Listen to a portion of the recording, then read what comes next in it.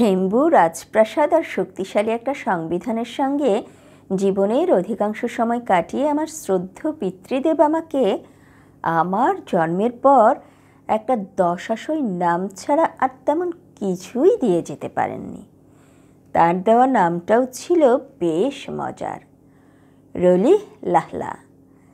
ঝুসা সম্প্রদায়ের স্থানীয় ভাষায় রলিহ লাহলার আক্ষরিক অর্থ হলো কোনো একটা গাছের ডাল ধরে ঝুলে পড়া, কিন্তু ঝোসা সম্প্রদায়ের মানে যে সম্প্রদায়ে আমার জন্ম।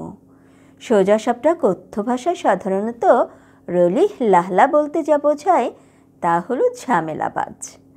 নাম মানুষের চূড়ান্ত গন্তব্যে পৌঁছাতে সাহায্য করে বা ভবিষ্যতে কর্মপন্থা নির্দেশ করে, এমন কথাই কোনো দিনই আমার বিশ্বাস নেই।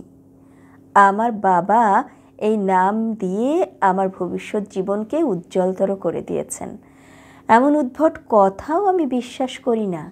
কিন্তু বড় হওয়ার পর জীবনে আমি এতবার ঝক্কি, ঝামেলা ও বিপদাপদের মুখোমুখি হয়ে পড়েছি এবং ঝামেলা সৃষ্টির কারণ হয়েছি যে আমার আত্মীয় স্বজন, বন্ধুবান্ধব সবাই এর জন্য বাবার দেওয়া এই নামকেই দায়ী করে এসেছে।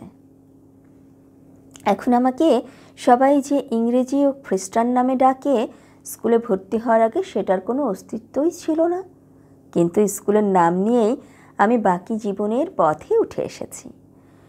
ট্রান্সকের রাজধানী ও জেলা শহর উমতাতার একটি বিখ্যাত নদী এম্বাসে।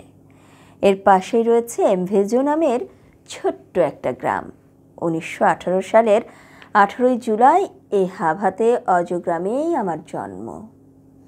যে বছর আমার জন্ম সে বছর 3টি স্মরণীয় ঘটনা ঘটে। প্রথমত, সে বছর প্রথম বিশ্বযুদ্ধ শেষ হয়। দ্বিতীয়ত, সে বছর বিশ্বব্যাপী ইনফ্লুয়েঞ্জা মহামারী আকারে সারা পৃথিবীতে ছড়িয়ে লাখ লাখ লোক মারা পড়ে। তৃতীয় ঘটনাটি হল দক্ষিণ আফ্রিকার মানুষের দুর্বিষহ ও মানবতার জীবনের আসল অবস্থা তুলে ধরার জন্য আফ্রিকান ন্যাশনাল কংগ্রেসের একটি প্রতিনিধি দল ভার্সাইলেস শান্তি সম্মেলনে যোগ দিতে আসে। আমার জন্মস্থান এমভেজো গ্রামটি সে সময় ছিল সভ্য দুনিয়ার জীবনযাত্রা থেকে বহু দূরবর্তী। বিশ্বে যত বড় ঘটনাই ঘটুক সে খবর সেখানে পৌঁছতো না। শত শত বছর আগে মানুষ যেভাবে সাদা মাটা ট্যাবু টোটেমের জীবনযাপন করত, এখানে ছিল প্রায় সেরকম জীবন ব্যবস্থা। কেপটাউনের 800 মাইল পূর্বে আর দক্ষিণ জোহান্সবার্গের 550 মাইল দক্ষিণে ট্রান্সকেইর অবস্থান। এর এক পাশে কেই নদী, আরেক পাশে নাটাল সীমান্ত।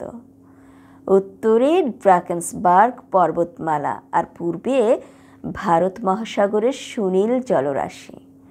অপূর্ব সুন্দর এই ট্রান্সকেই রাজ্য ঢেউ খেলানো পাহাড় শ্রেণী, উর্বর উপত্যকা আর অগণিত ছোট বড় নদী এ রাজ্যকে চির যৌবনা করে রেখেছে। শীতকালেও এখানকার সবুজ সম্ভার বিন্দু মাত্র ম্লান হয় না।